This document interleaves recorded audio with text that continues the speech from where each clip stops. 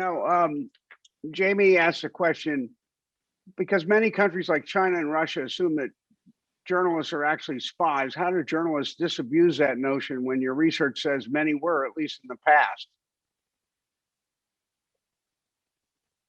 Well, the first thing is how you report it. You know, if you report it with the headline says more spies caught, you know, that's different than saying more alleged spies caught. But it was done in a very sensational way. And it was more of, hey, look, they caught another one today, rather than a serious study of what people did. And oftentimes, the so-called spies were people who were just saying things that ran against government policy, which doesn't make you a spy. So I have another question about a guy who, when I was at Forbes in the 1980s, the editor, Jim Michaels, who was a wily old veteran, if there ever was one, sent me to Boston to do a story about a guy, and I can't remember, it was his 95th or 100th birthday, and it was Edward Bernays, who is often regarded as the father of PR. And so the question that we got is, how did his career at the committee shape his future as the leader of public relations in the United States? And I would also throw in Carl Bayer, who was like the head of the creator of public relations. Different kind of flackery, corporate representation, I guess.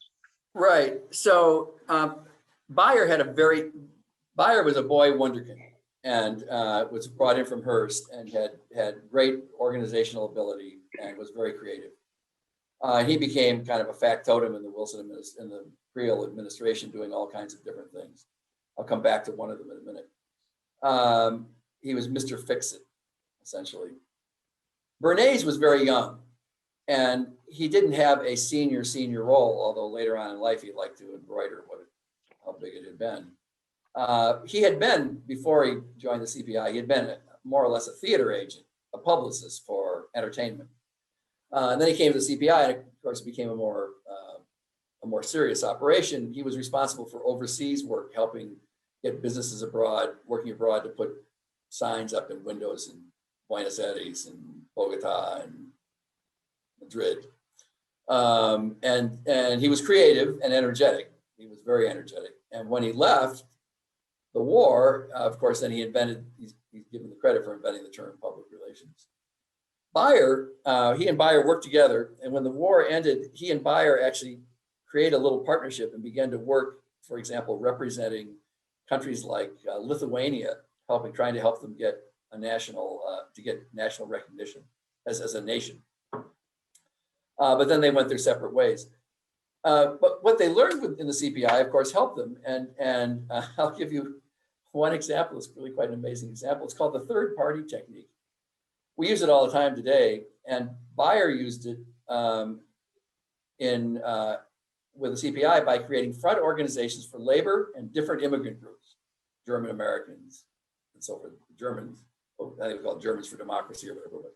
And these organizations, in some cases, people knew they were involved with the CPI. In some cases, it wasn't obvious at all. CPI would help fund them and give them instructions on what they were supposed to do. And Bayer specialized in this. He was very proud of it. Well, then when he became a PR man later on, he got himself in trouble. There were times when he was pushing patent medicine. There was times in 1930 where he actually worked for the Nazis, believe it or not, helping them promote tourism in the early 1930s. And there was a case, and I can't remember for sure, I think it had to do with trucking, but where he set up an organization that was trying to, I think it was Truckers Over Railroads, but I may be wrong. And this third-party organization looked like it was a grassroots organization that was representing these groups. But in fact, it was paid for by these groups, not representing them. It was a grassroots organization of kind of a think tank of good citizens. But in fact, Bayer had them funded by the trucking industry. And the railroads found out about it. And so there was a Federal Trade Commission suit about it. And then because it was considered unfair, because it was dishonest, and it got to the Supreme Court, and Justice Frankfurter wrote an opinion in which he said it was odious what they did, but it was not unconstitutional. And of course, it happens all the time today.